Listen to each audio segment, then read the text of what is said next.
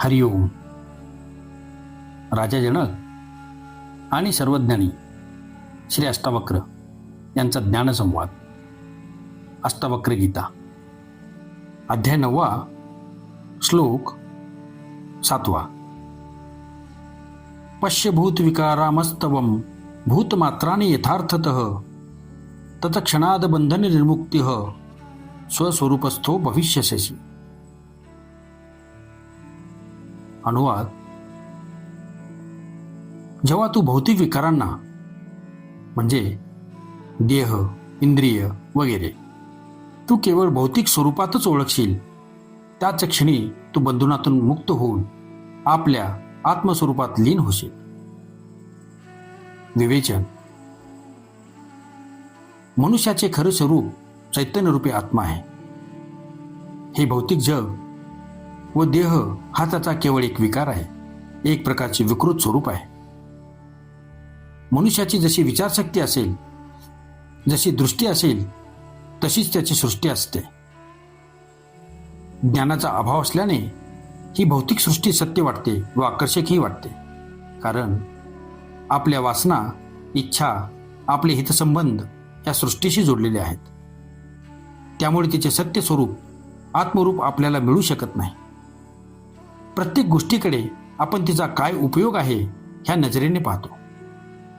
जो आपल्या उपयोगी आहे, आपल्या इच्छा व वासना पुऱ्या करायला उपयोगी पडतो, तो आपल्याला श्रेष्ठ वाटतो व दुसरे निरर्थक वाटतात.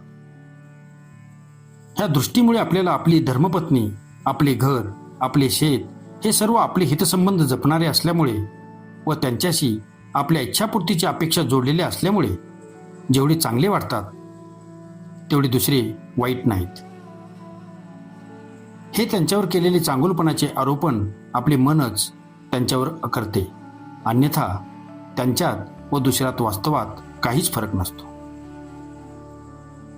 अष्टवक्र मुनी म्हणतात की ह्या विश्वात हे सर्व देह, इंद्रिय, भूते, सृष्टी सारे काही त्या चैतन्य आत्म्याचे विकार आहेत.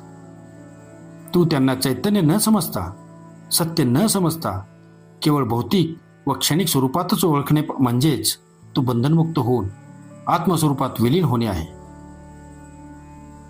वासनेमुळे ही सृष्टी भौतिक न वाटता चैतन्यमय वाटते, हा भ्रम ओळखला पाहिजे.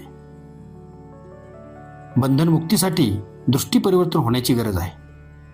वस्तूंना त्यांच्या मूळ स्वरूपात ओळखणे म्हणजेच ज्ञान प्राप्त करणे. अध्याय 9, श्लोक 8.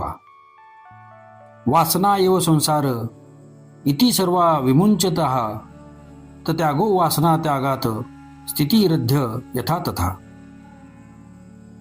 अनुवाद.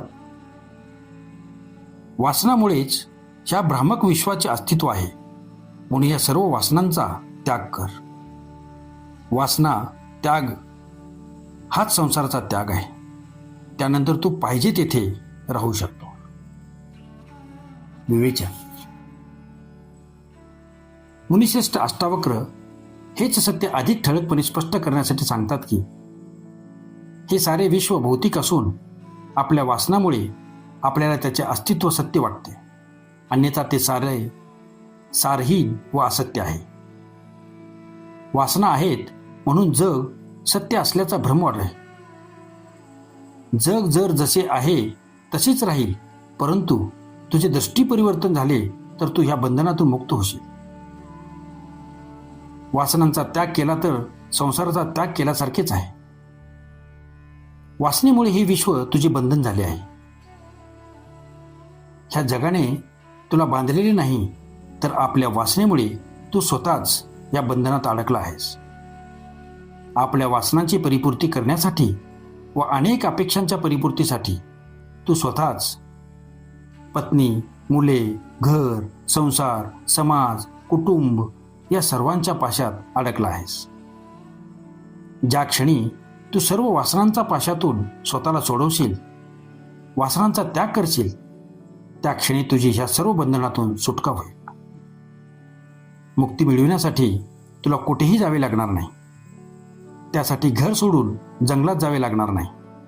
पत्नी, मुले, घर, वैभव, समाज, कुटुंब काहीही सोडावे लागणार नाही. वासना सुटल्यावर तू पाहिजे तेथे राहू शकतोस. वासना शिल्लक असताना तू हिमालयाच्या गुहेत जाऊन राहिलास तरी हे जग तिथे सुद्धा तुला बंधनात ठेवेल. तिथे सुद्धा मुक्ती मिळणार नाही.